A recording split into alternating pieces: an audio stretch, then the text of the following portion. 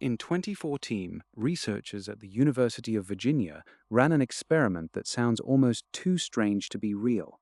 They sat people alone in an empty room with absolutely nothing to do except think for as little as 6 to 15 minutes.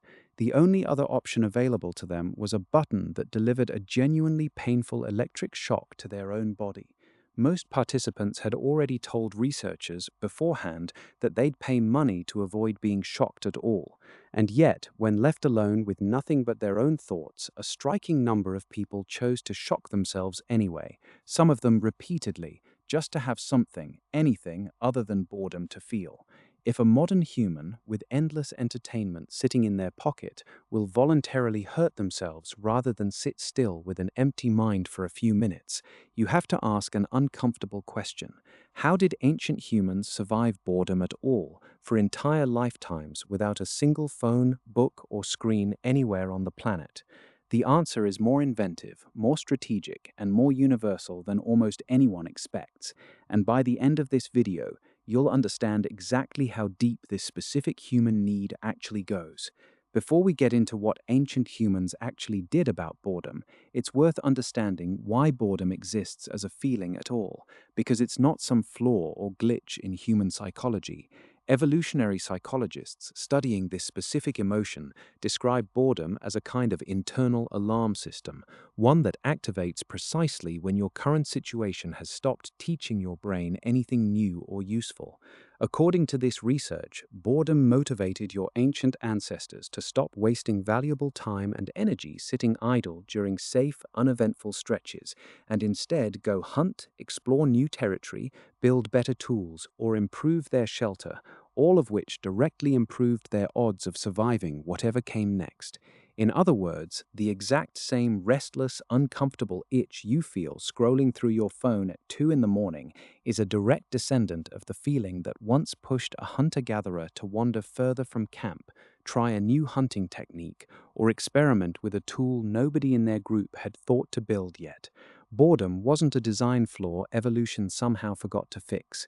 It was, and still is, one of the most quietly powerful engines behind human innovation. So if boredom is this ancient, this deeply wired, the obvious next question is, what's the earliest hard evidence we actually have of humans doing something specifically to fight it?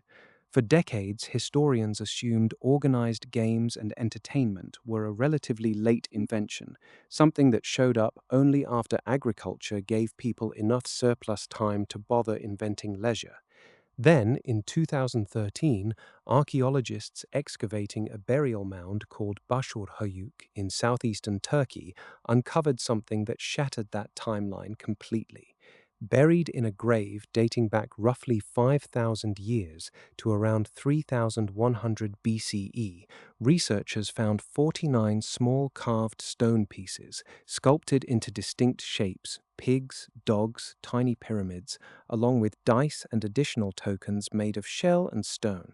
Unlike similar isolated pieces found at other ancient sites, which archaeologists had previously assumed were just counting tools, these pieces were found clustered together in organized groups of 4, strongly suggesting they belonged to one complete complex game, quite possibly one of the earliest strategy games ever invented.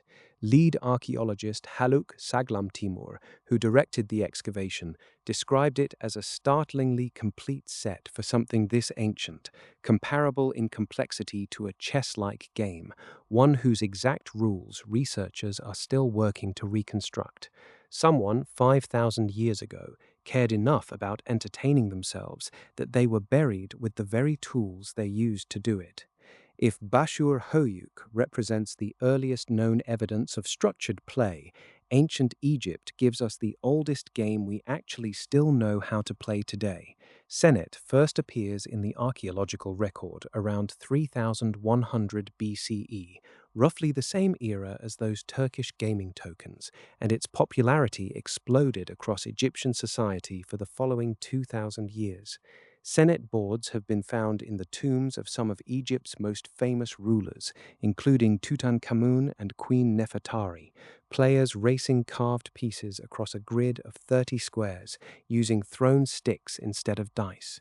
What makes Senet genuinely fascinating isn't just that it entertained bored Egyptians for 2 millennia. It's that the game eventually absorbed enormous religious significance, evolving into a symbolic representation of the soul's dangerous journey through the afterlife, where winning a game of Senet was believed to reflect a person's spiritual readiness to pass safely into the next world.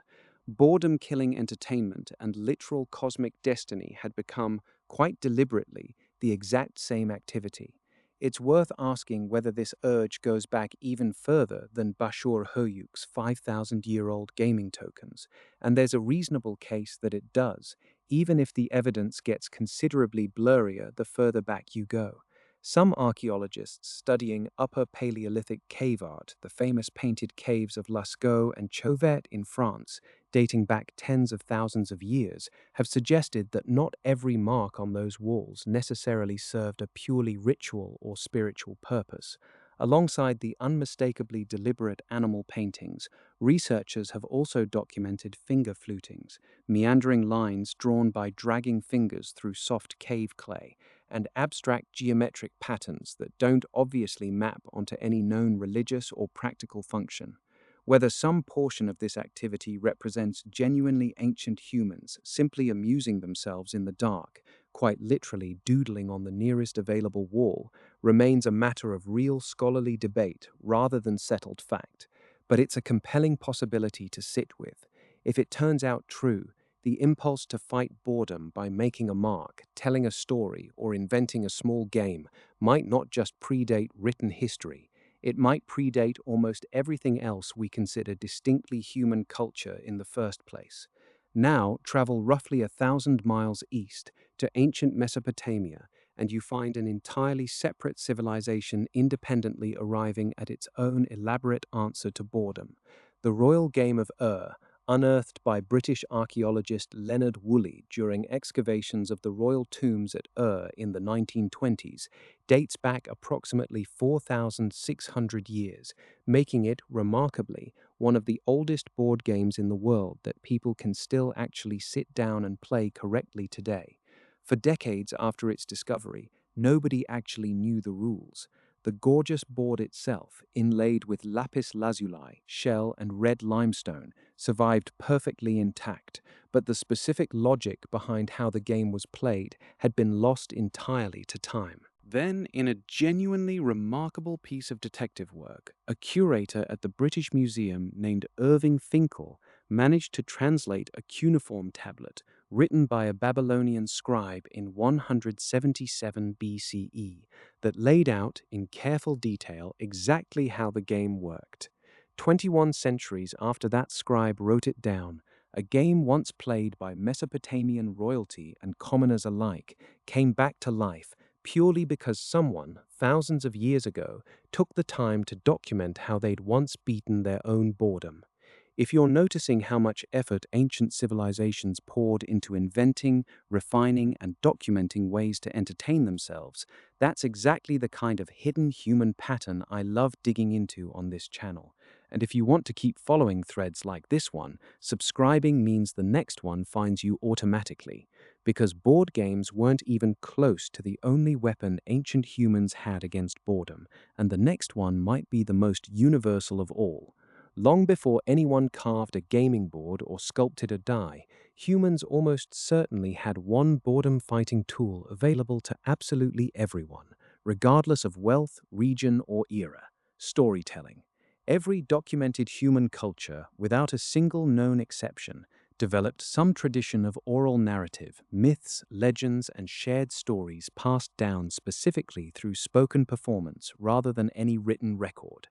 Anthropologists studying surviving hunter-gatherer societies have found that a substantial portion of evening conversation around a fire is typically devoted to storytelling rather than practical matters like food or planning, suggesting this wasn't simply functional communication. It was deliberate entertainment deployed specifically during the exact hours when there was genuinely nothing else to do except sit together in the dark. Unlike board games, storytelling required no equipment, no carved pieces, nothing but a working memory and an audience, which likely made it the single most accessible entertainment technology available to virtually every human being who ever lived before the invention of writing. Adults weren't the only ones fighting boredom either, and the evidence for how ancient children entertained themselves is honestly some of the most touching material in the entire archaeological record. A clay spinning top discovered in Iraq dates back roughly 6,000 years, and famously, when archaeologists opened the tomb of the Egyptian pharaoh Tutankhamun in 1922, among the staggering wealth of golden artifacts, they also found a simple wooden spinning top, a toy dating back to around 1300 BCE, sealed away with a teenage king for over 3,000 years. Wheeled pull toys shaped like animals, small horses and carts children could drag along the ground, have turned up at archaeological sites ranging from the ancient Indus Valley all the way to the Roman Empire, evidence of the exact same basic toy design being independently invented, or at least independently craved, across civilizations with no contact whatsoever.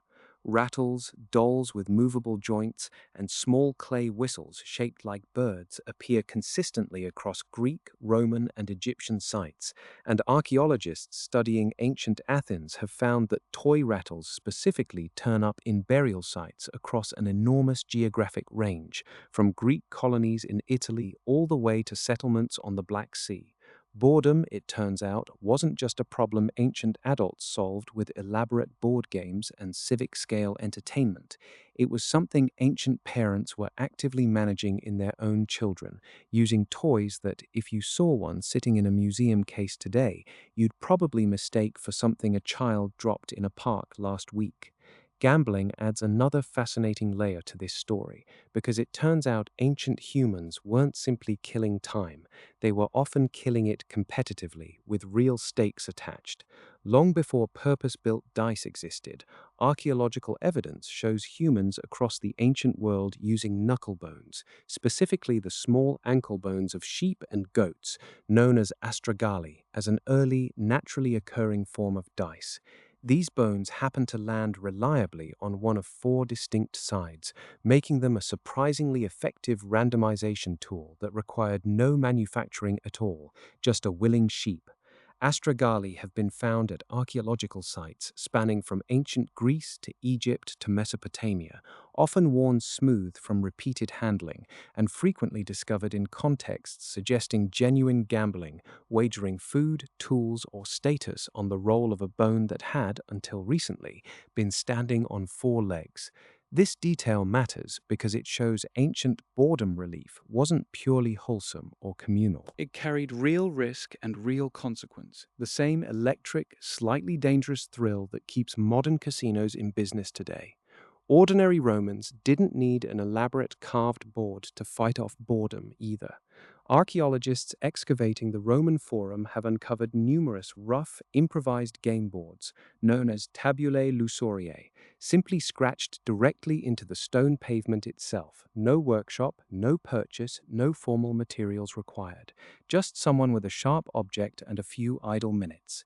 Similar graffiti boards have turned up scratched into temple steps at Didyma in modern Turkey, carved directly into the flagstones of the Temple of Apollo, one of antiquity's most sacred religious sites, suggesting that even people waiting near a holy shrine occasionally got restless enough to kill time with a quick game.